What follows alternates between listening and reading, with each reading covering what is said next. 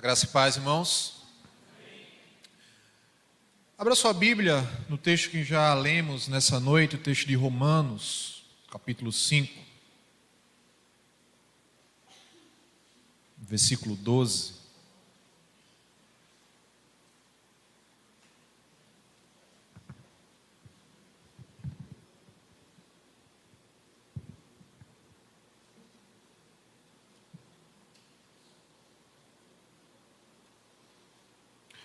Não vou ler o texto todo novamente, que já lemos no início do nosso culto, mas eu queria somente ler com vocês o verso 12 e o verso 18. Romanos 5, versículo 12 diz: Portanto, assim como por um só homem entrou o pecado no mundo, e pelo pecado veio a morte, assim também a morte passou a toda a humanidade, porque todos pecaram. Versículo 15: Mas o dom gratuito de Deus não é como a ofensa, porque se muitos morreram pela ofensa de um só, muito mais a graça de Deus e o dom pela graça de um só homem, Jesus Cristo, foram abundantes sobre muitos. Versículo 18: Portanto, assim como por uma só ofensa veio o juízo sobre todos os seres humanos para a condenação, assim também, por um só ato de justiça, veio a graça sobre todos para a justificação que dá vida. Baixa a tua cabeça e vamos orar, pedindo a direção do nosso santo Deus. Pai, nós estamos diante de Tua palavra que é santa, Tua palavra que é viva e verdadeira, Senhor. Fala conosco nessa noite, que o Senhor possa agir em nosso coração por meio da Tua santa palavra, Senhor. É o que nós oramos e pedimos no nome santo de Jesus. Amém. Você já, em algum momento da sua vida, levou uma culpa sem ter culpa? Você estava ali no local errado, na hora errada, no momento errado, e você acabou levando uma culpa que não era sua. Você recebeu ali a punição de algo que você não fez. Não é raro nós vermos em televisão, matérias de jornais, pessoas que são injustamente condenadas por algo que elas não fizeram. Recentemente, saiu uma reportagem de duas brasileiras que elas foram presas na Alemanha. Elas viajaram daqui para o Brasil, para a Alemanha, e quando chegaram lá foram presas porque na sua bagagem foram encontradas drogas. Foi encontrado cocaína. Só que aquela mala que estava as drogas não eram as malas das duas brasileiras. E aí vem toda aquela investigação e verificaram que elas caíram em um golpe dentro do próprio aeroporto ali de Guarulhos, uma quadrilha ali envolvendo funcionários, em que elas passaram as malas. Quando chegou lá na parte da esteira, 2 funcionários trocaram as etiquetas das malas dessas duas brasileiras por malas com drogas e despacharam para a Alemanha. Então, elas foram presas injustamente ali, e a notícia mais recente foi que, diante de todas as provas que a Polícia Federal conseguiu juntar e mandar para a Alemanha, elas foram inocentadas e soltas. Mas, se você já passou por uma situação de injustiça em que você recebe uma culpa que você não tem culpa, a quem você recorre? O que é que nós fazemos quando nós somos injustiçados? A quem nós pedimos socorro? A um advogado? A um juiz? Ao nosso pai, à nossa mãe, quando nós somos crianças? Ou talvez ao nosso irmão mais velho? Tentamos procurar provas para mostrar a nossa inocência. Só que, o que acontece quando nós não somos inocentes? O que é que nós podemos fazer? E a quem podemos recorrer?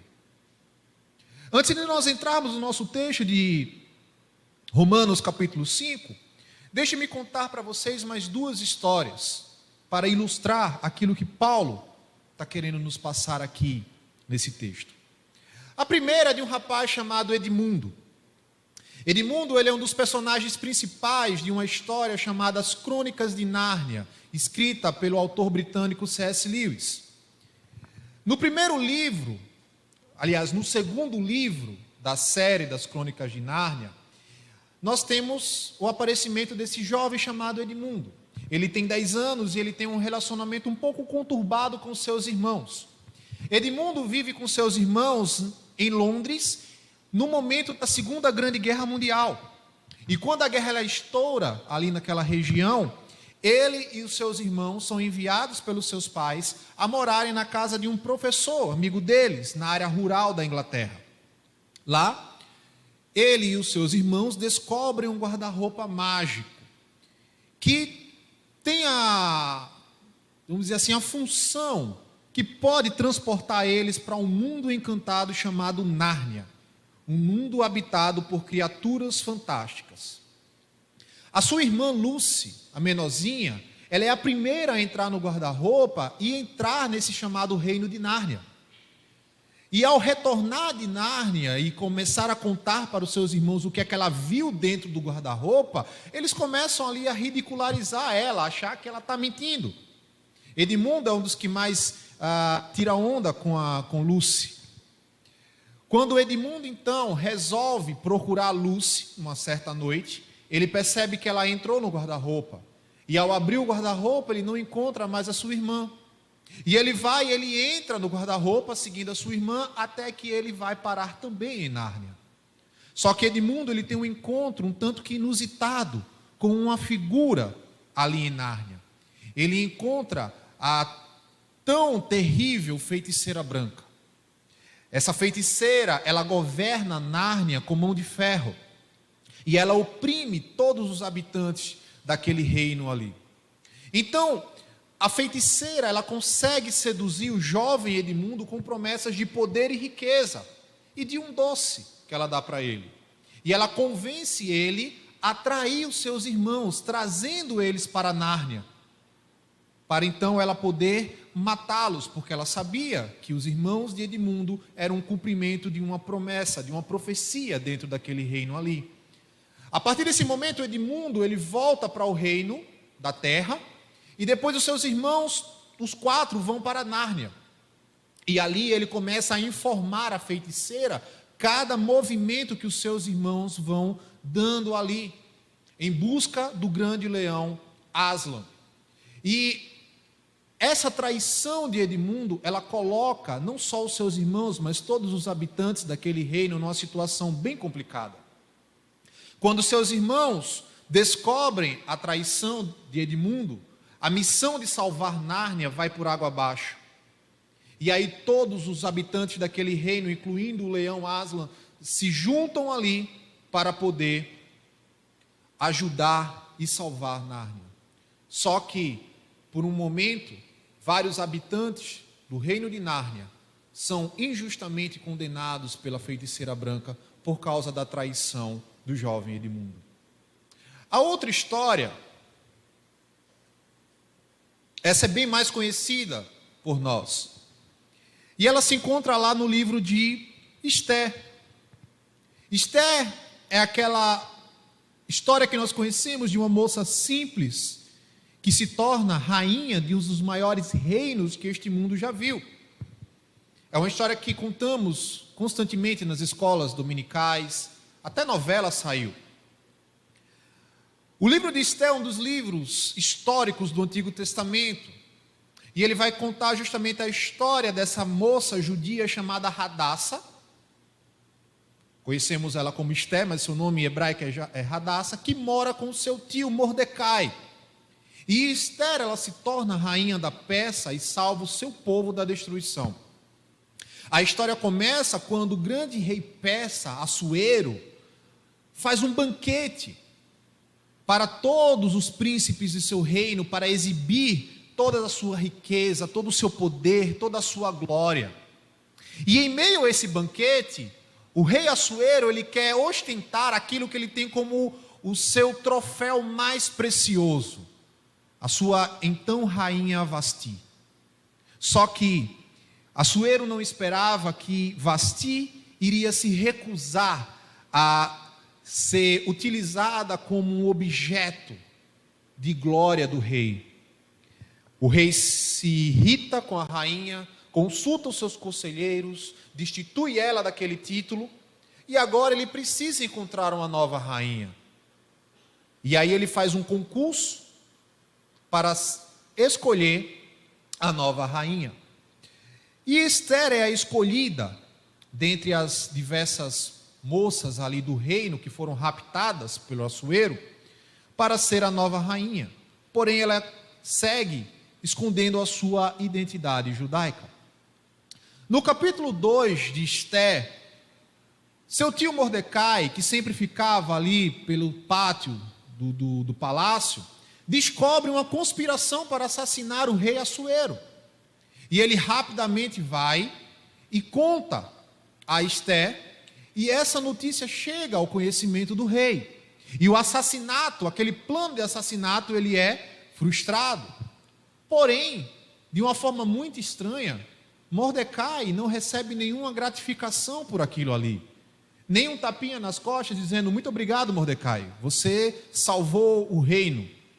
Não. Isso, para o contexto persa, era uma demonstração totalmente improvável, porque os persas gostavam de demonstrar a sua gratidão mediante a grandes feitos que aconteciam. Aqui nós temos uma injustiça, não acha? Mordecai salva o rei, mas não recebe o reconhecimento do rei. Mas a história não para por aí. A injustiça em torno de Mordecai não para por aí. Além do fato dele não ser recompensado por ter salvo o rei de um assassinato, agora ele se vê diante de um inimigo. Um dos oficiais do rei chamado Ramã, que a Bíblia vai chamar ele do Agagita, Ramã ou Agagita. E esse homem, ele está crescendo em notoriedade ali ao lado do rei.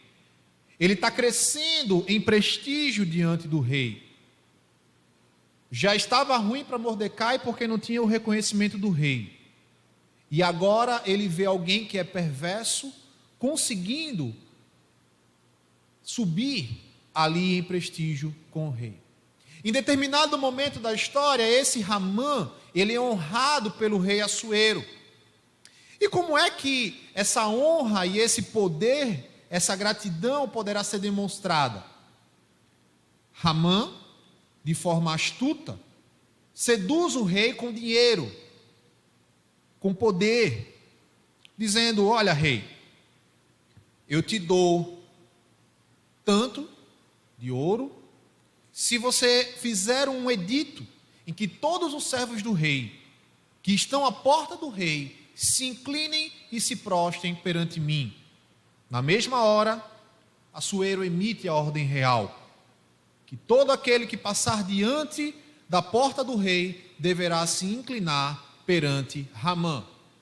E quem não fizer isso, o que é que vai acontecer? Ora, quem não fizer vai ser empalado ou enforcado.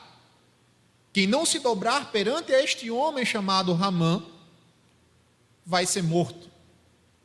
Quem em sã juízo, não obedeceria à ordem do rei nesse sentido? Mordecai. O mais improvável acontece. Mordecai não se curva, não se dobra diante do edito do rei. E isso acende a ira de Ramã contra aquele homem, porque dia a dia ele não se prostrava diante dele. Só que existe um pequeno detalhe nesse ponto de conflito entre Mordecai e Ramã. É que Mordecai e Ramã são inimigos por conta das suas descendências. Mordecai, ele é um judeu pertencente à tribo de Benjamim. Se você olhar o livro de 1 Samuel, você vai ver que Saul pertencia à tribo de Benjamim. Ramã, ele é descrito na narrativa de Esther como o Agagita. Ou seja, Ramã, ele era descendente do rei Agag, rei amalequita, morto por Samuel, lá em 1 Coríntios 15, por causa da desobediência de Saul. Ramã estava diante de um homem que pertencia à tribo daquele rei que provocou a morte do seu ancestral. Sabendo disso, Ramã agora, ele trama um plano, não para matar Mordecai, mas para, por fim, em todos os judeus, seus inimigos. E aí ele faz com que ele convence o rei a emitir um decreto para exterminar todos os judeus do Império Persa. E aqui nós temos uma outra grande injustiça. Mordecai e o seu povo vão ser mortos por uma sentença cruel e injusta de um rei que foi enganado pelo seu assessor. Mas o que é que essas duas histórias elas têm em comum? E qual é a relação que elas têm com o texto que nós lemos de Romanos, capítulo 5, do verso 12 ao versículo 21? Há muitas semelhanças aí. Primeira coisa que nós podemos ver no nosso texto nessa noite é que nós também recebemos uma condenação. Nós também fomos condenados a algo. Os moradores de Nárnia foram condenados ao frio da feiticeira. Os moradores do Império Persa, os judeus que habitavam na Pérsia, em todo o Império, foram condenados à morte. E nós? Olha comigo o verso 12 e até o verso 14 de Romanos.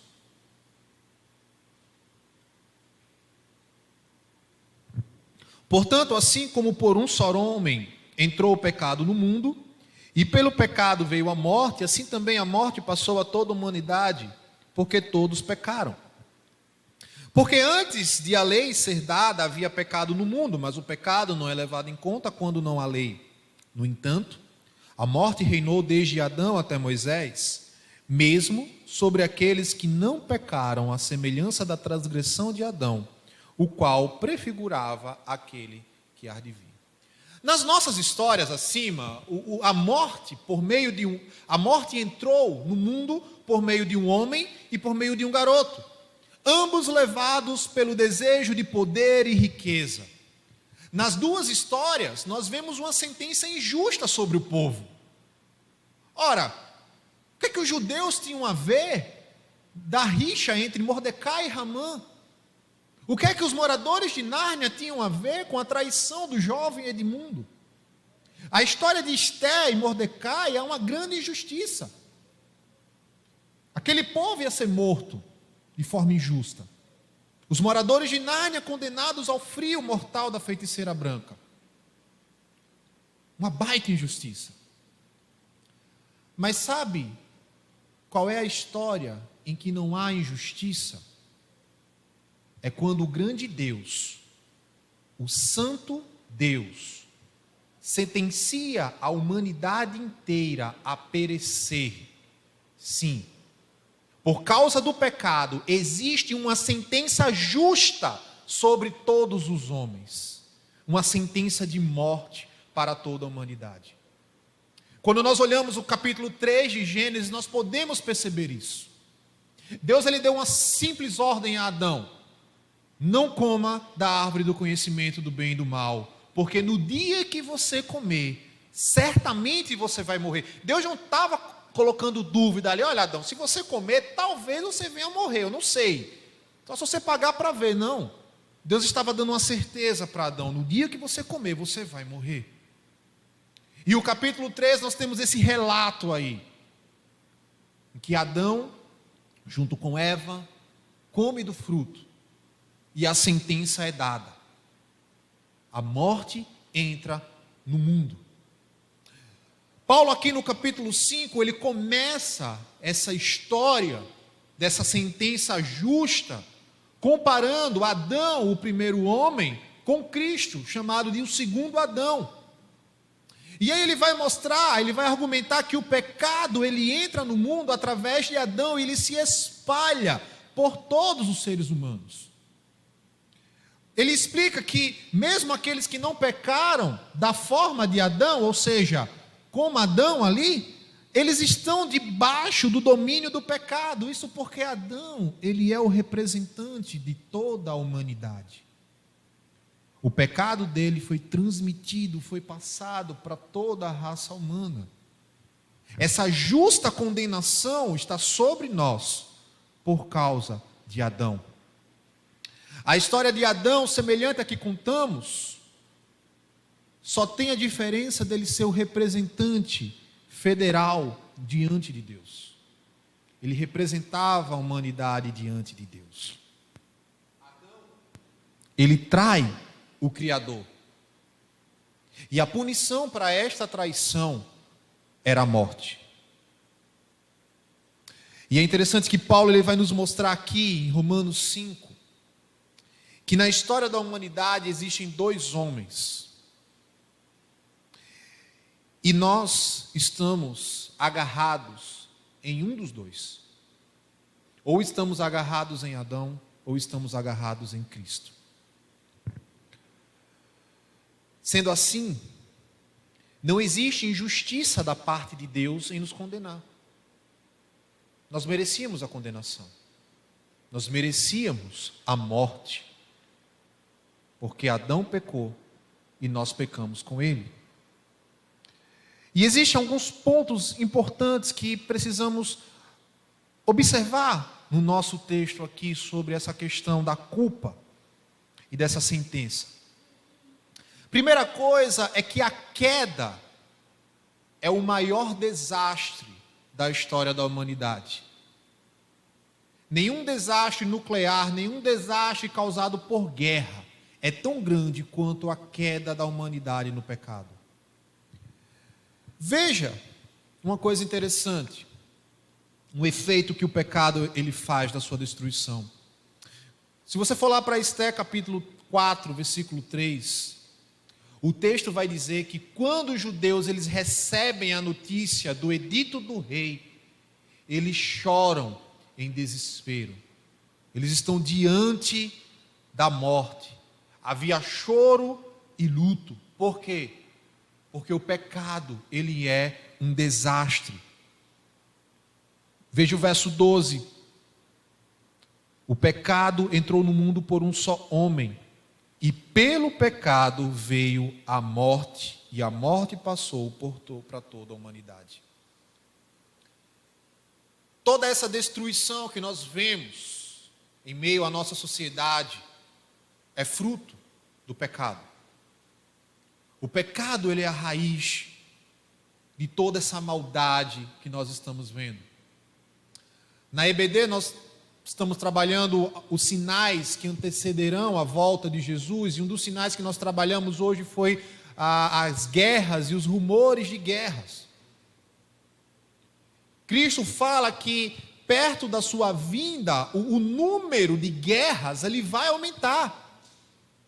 E a razão desse aumento das guerras, dos conflitos armados, é o pecado no coração do homem. É essa maldade no coração do homem. Não pensem, meus irmãos, que o pecado foi uma coisinha boba, foi um tropeço. Adão estava caminhando, opa, tropeçou. Não. O pecado, ele é um desastre radical na natureza do homem.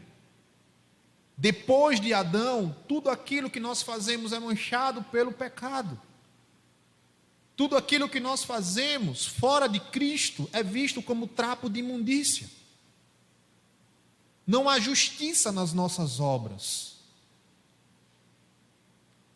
Depois de Adão, todos nós estamos condenados à morte.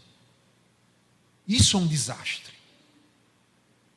Segunda coisa é que todo pecado é uma conspiração contra Deus.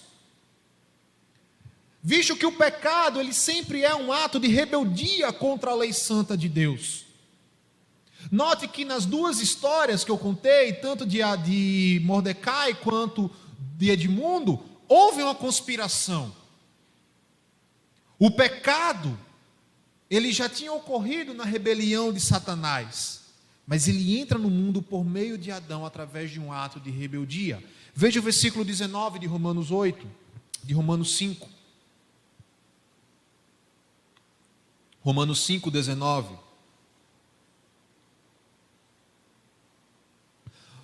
Porque como pela desobediência de um só homem, muitos se tornaram pecadores. Todo o pecado é uma conspiração contra Deus. Cada vez que deliberadamente nós pecamos, nós estamos conspirando contra o nosso Criador. Nós estamos dizendo que nós não queremos conversa com a sua santa lei, que nós queremos fazer aquilo que nós achamos que é o correto, que é o certo. Para que obedecer a lei? Para que obedecer os mandamentos do Senhor? Quando nós pecamos, nós nos juntamos a Satanás na sua rebelião contra o Criador. Um outro ponto que nós observamos em nosso texto é que todos nós nascemos com a pena de morte assinada. Veja o versículo 18 de Romanos 5. Portanto, assim como por uma só ofensa veio o juízo sobre todos os seres humanos para a condenação. Na nossa história lá em Esther, havia um documento emitido pelo rei, em que sentenciava à morte todos os judeus. Se você não fosse judeu, você estava livre. Você estava imune à punição ali. Mas sendo judeu, você já tinha o atestado de morte garantido. A semelhança dessa história, todo homem, depois de Adão, já nasce com a sentença de morte decretada. A morte espiritual, o afastamento da santa e eterna presença de Deus. Quando nós olhamos essa situação dessa justa culpa, podemos pensar, poxa, mas esse é o triste fim da humanidade? Será que como humanidade nós estamos fadados a essa condenação? Esse é o fim da nossa história? Será que a traição de Edmundo, a conspiração de Ramã é o fim da história desses dois personagens? Romanos 5 mostra que não. E aqui nós temos algo surpreendente, que é justamente essa sentença maravilhosa que Deus provê para nos livrar dessa condenação. Veja o versículo 15 de Romanos 5. Mas o dom gratuito não é como a ofensa, porque se muitos morreram pela ofensa de um só, muito mais a graça de Deus e o dom pela graça de um só homem, Cristo Jesus, foram abundantes sobre muitos. Por causa de um homem, pecado e morte entraram no mundo. Só que o que é mais surpreendente na história da humanidade não é sabermos este fato, mas é sabermos que esta não é a sentença final para todos os homens. O que nos surpreende nessa história é justamente a redenção e a salvação que o nosso Deus nos concede em Cristo Jesus.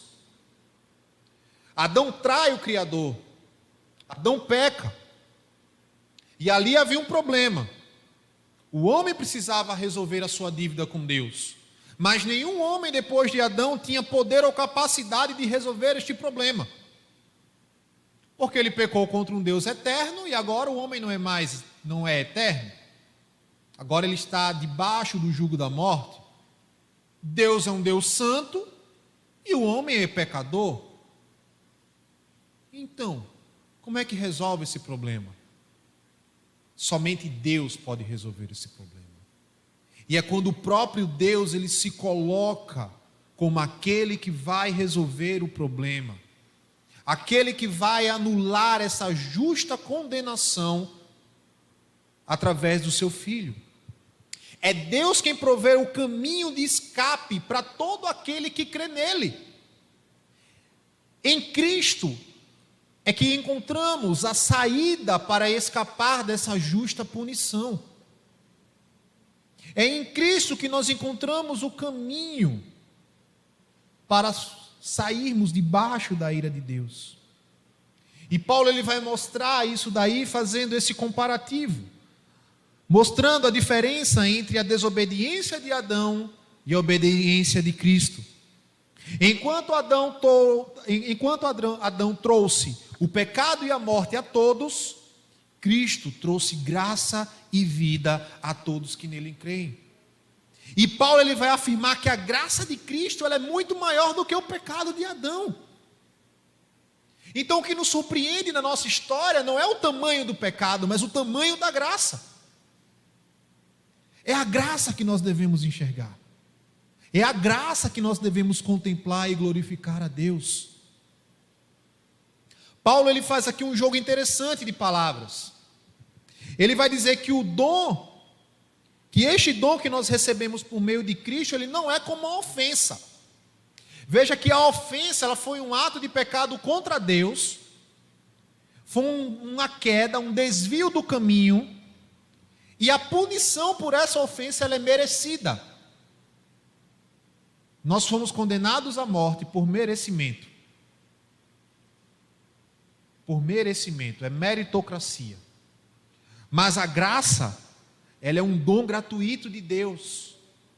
A graça é um favor que nós não merecíamos. Mas mesmo assim, por amor ao seu santo nome, Deus nos dá, através da obediência do seu Filho. Por causa do egoísmo de Adão, o pecado entrou. Mas por causa da obediência de Cristo e da sua submissão ao Pai, a salvação nos foi dada de graça, sem nenhum de nós merecermos. Se você voltar um pouco, Paulo vai falar ainda no capítulo 5, porque Cristo, versículo 6, quando nós ainda éramos fracos, morreu ao seu tempo pelo ímpio. Cristo não esperou que a gente merecesse a salvação para morrer. Não, agora vocês estão merecendo, eu vou morrer por vocês agora. Não. Mesmo sem merecer, Ele morreu e se sacrificou por nós. Nas Crônicas de Nárnia, existe uma cena bem icônica, em que o leão Aslan, ele se oferece para morrer no lugar de Edmundo. Este que havia traído seus irmãos e todos os moradores de Nárnia se era aliado à feiticeira branca. Aslan ele sabia que a feiticeira ela exigia uma vida em troca da traição. E ele se oferece voluntariamente para pagar o preço da traição do jovem Edmundo. Então ele é levado ali para a chamada Pedra do Sacrifício, onde ele é morto pela feiticeira. No entanto, a morte de Aslan ela foi apenas temporária. Ele ressuscita pouco tempo depois e traz liberdade para todos os moradores de Nárnia. Aslan morre no lugar do culpado, o justo pelo injusto. Cristo morre em nosso lugar, levando sobre ele a justa condenação que era nossa. A justiça que nós merecíamos recai sobre o Filho naquela cruz. Ele leva sobre si todo o nosso pecado. Essa maravilhosa salvação que nós cantamos hoje, nosso Salvador maravilhoso. Ao contemplarmos a graça do Senhor, irmãos, nós devemos nos render em espírito de louvor e adoração a Ele e gratidão. Porque eu e você merecíamos morrer, Ele não, mas Ele morreu em nosso lugar. Paulo vai dizer que Adão introduziu o pecado no mundo, mas Cristo trouxe o dom da justiça. Veja lá o verso 18 novamente. Portanto, assim como por uma só ofensa veio o juízo sobre todos os seres humanos para a condenação, assim também por um só ato de justiça veio a graça sobre todos para a justificação que dá vida. Paulo ele vai explicar que assim como o pecado de Adão foi transmitido para toda a raça humana, A justiça de Cristo também agora é transmitida, mas para todo aquele que crê. Somente aqueles que creem neste sacrifício do Filho é que recebem a justiça do Filho. Ele afirma que assim como o único pecado de Adão trouxe essa condenação a todos, este ato de obediência de Cristo traz justificação e vida a todo aquele que nele crê. Isso aqui é fantástico. Paulo ele está escrevendo essa carta a uma igreja no coração do maior império que o mundo já viu. Essa carta, ela começa com uma má notícia: todos os homens são indesculpáveis diante de Deus, pecaram, carecem da glória e estão condenados. E ela vai caminhando e se encerrando com uma boa notícia: em Cristo nós temos salvação, em Cristo nós somos salvos, nós somos justificados. Na nossa história lá em Esté, haviam documentos sendo enviados para os 4 cantos do Império Persa. E estes documentos anunciavam a sentença de morte dos judeus. E agora, nós temos o Novo Testamento, nós temos a Bíblia, nós temos as cartas, anunciando aos 4 cantos da terra que o decreto de morte lançado sobre nós foi anulado na cruz do Calvário. E agora nós somos os mensageiros dessa mensagem. Nós precisamos levar esta mensagem. Olha, há uma sentença justa sobre as nossas vidas, de condenação. Todos nós estamos destinados à morte. Mas Cristo oferece vida, e vida eterna, e vida em abundância. Agora nós somos enviados do reino de Cristo, levando essas boas notícias para todas as pessoas. Esta é a sentença maravilhosa. Nós merecíamos a morte e a condenação, mas Deus, por sua graça infinita, nos justifica mediante a obra redentora de Cristo. Mas não para por aí. Os versículos 20 e 21 de Romanos 5 irão nos mostrar que essa sentença maravilhosa nos conduz a essa vitória gloriosa sobre a sentença de morte. Veja o verso 20 e 21.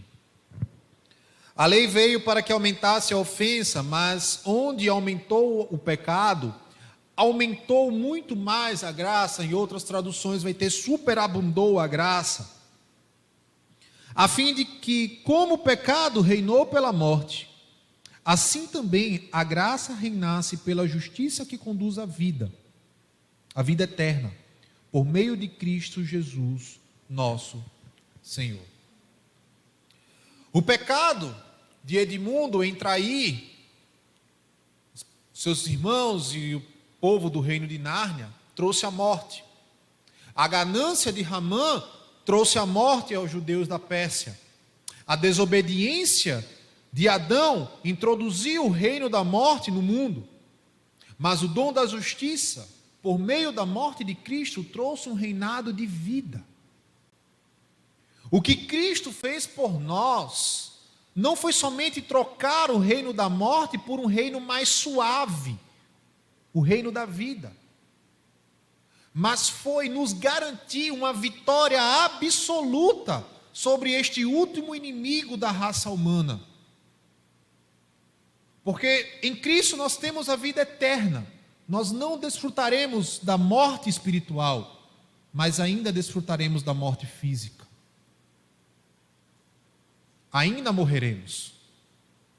Se o Senhor não voltar hoje ou amanhã, todos nós aqui iremos um dia descer à sepultura. Então a morte de Cristo, ela não só nos leva para o reino da vida, mas ela nos garante a absoluta vitória total sobre este inimigo que é a morte. E ela também não só nos liberta deste domínio da morte e do pecado, mas ela também nos capacita a viver uma vida de acordo com a sua santa vontade. E aqui temos algumas verdades sobre esta vitória que Cristo nos concede sobre a morte. Primeiro, é que a graça é sempre maior que o meu pecado. Veja o verso 20 novamente, a parte B. Mas onde aumentou o pecado, aumentou muito mais ainda a graça. O jovem Edmundo pecou, traiu o seu povo. Aslan o perdoa e o reintegra à sua família. Adão pecou, todos os homens pecaram, mas em Cristo somos perdoados e nos tornamos membros da família de Deus. Além disso, o que nós podemos perceber aqui é que não existe pecado que Cristo não possa perdoar. Não existe pecado que a graça de Deus não possa alcançar. Não existe vida tão longe de Deus que Ele não possa resgatar. Quando a gente vai lá para a carta de Paulo a Filemon, nós vemos claramente isso. Onésimo, ele peca, ele rouba o seu senhor e ele foge, achando que vai se ver livre da condenação. Pobre Onésimo é capturado, preso e vai parar justamente aonde? Na mesma prisão que o apóstolo Paulo. Paulo prega o evangelho, Onésimo se converte. O ser humano, ele não pode ir tão longe. Não há distância que a graça ela não alcance. Não há distância que a graça não cubra. Não há caso perdido que a graça de Deus não dê jeito. Segunda verdade é que a graça ela sempre triunfará sobre o reinado do pecado. Versículo 21. A fim de que como o pecado reinou pela morte, assim também a graça reinasse pela justiça que conduz à vida eterna por meio de Cristo Jesus. A graça de Deus é suficiente para superar todos os pecados. A graça de Deus ela vai triunfar sobre esse reino de morte. Isso é reconfortante para nós. Nós vivemos dias maus. Dias em que a maldade e a iniquidade aumentam. Dia em que homens se levantam trazendo ameaças para o povo de Deus. E saber que a graça triunfará sobre esse reino de pecado nos enche de esperança o coração. A esperança do dia em que o Messias voltará, julgando os povos e levando aqueles que ele comprou com o seu sangue para viver eternamente ao seu lado. Terceira verdade é que a graça nos conduz para a vida eterna. A graça ela não somente nos tira desse reino de morte e pecado, para que a gente agora viva uma vida bonitinha, socialmente falando aqui. Não. A graça, ela nos conduz para a vida eterna. Veja, assim também a graça renasce para a justiça que conduz à vida eterna. É como se Paulo estivesse falando, olha, você tinha uma condenação justa sobre as suas costas. Essa condenação ela é retirada mediante uma sentença maravilhosa em que Cristo morre por você, levando a sua culpa. E agora, a graça que te alcançou te pega pela mão e te conduz firmemente para o caminho da vida eterna. Nós estamos presos nesses laços de amor que a graça nos concede, esse reinado de vida eterna.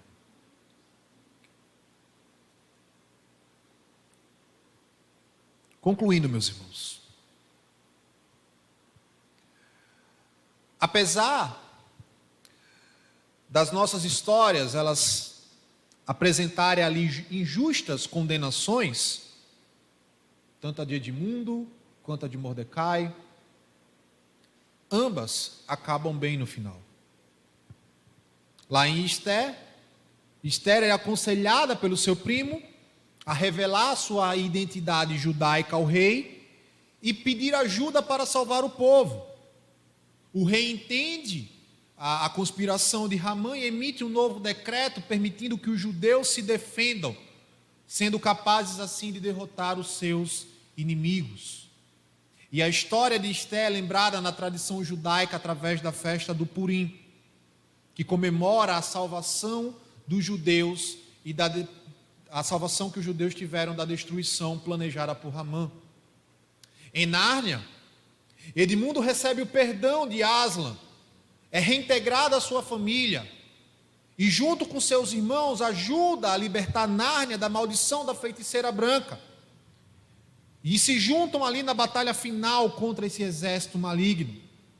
Depois da vitória, Edmundo e seus irmãos se tornam reis e rainhas de Nárnia e governam por muito tempo até voltarem para casa. Na nossa história, recebemos a justa condenação de Adão. Mas Cristo derrama a sua graça. Cristo oferece o seu perdão. Cristo morre em nosso lugar. E agora nos conduz rumo à vida eterna, onde desfrutaremos de uma vida longe desse reinado de morte e pecado. Paulo enfatiza que, embora o pecado tenha entrado no mundo através de Adão, Cristo tira tudo isso da vida do seu povo. E aí vem uma pergunta: aonde nós estamos? Nós estamos em Adão, ainda com a condenação sobre a nossa cabeça, debaixo da ira do santo Deus, porque somos pecadores? Ou nós estamos em Cristo, redimidos e salvos pela graça, comprados pelo seu sangue, selados pelo poder do seu Santo Espírito? Paulo destaca aqui que existe uma conexão entre Cristo e Adão. Adão representando a humanidade pecaminosa e Cristo representando a humanidade justificada e reconciliada com Deus. Significa que se nós nascemos de novo, nós já estamos conectados com a humanidade de Cristo. Mas se nós ainda não nascemos de novo, nós ainda estamos desfrutando da velha natureza e da condenação que o pecado de Adão trouxe ao mundo. Vemos também que a gravidade do pecado é a necessidade da graça.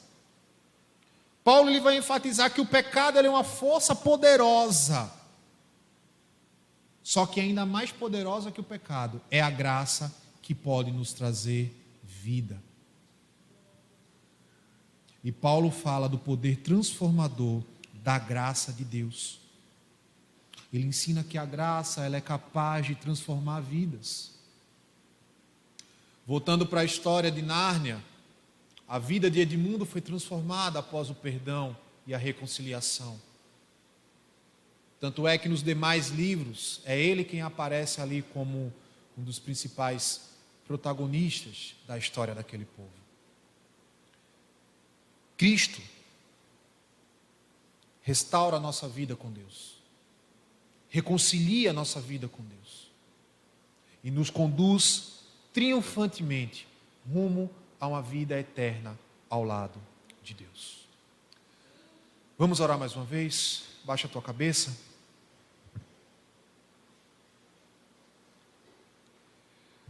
Pai, aqui estamos diante da tua palavra que foi exposta, Senhor.